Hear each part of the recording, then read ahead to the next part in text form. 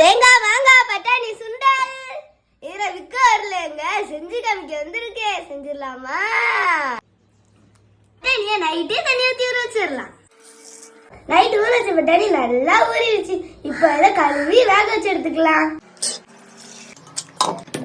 இது நல்லா வேகட்டும்.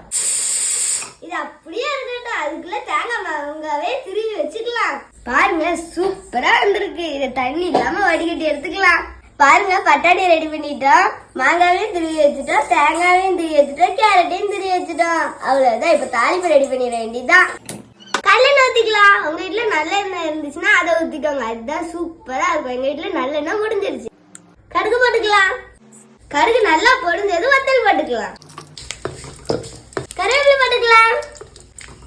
பாருங்க, வத்தல் நல்லா கலர் மாறிடுச்சு. இப்ப பட்டாணி சேர்த்துக்கலாம். தேவையான அளவு உப்பு போட்டுக்கலாம். இது ரொம்ப சூடானு அவசியம் இல்லை. உப்பு கலந்தாலே போதும்.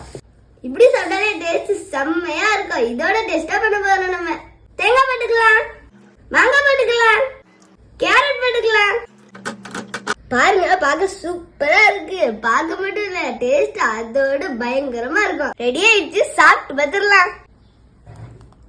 கருவேப்பிலையே பிடிக்காது, ஒதுக்கி வச்சிருவேன். இதுல உள்ள மொறுமொறுப்பான கருவேப்பிலை கடுகெல்லாம் சேர்த்து சாப்பிடும்போது சூப்பரா இருக்கு.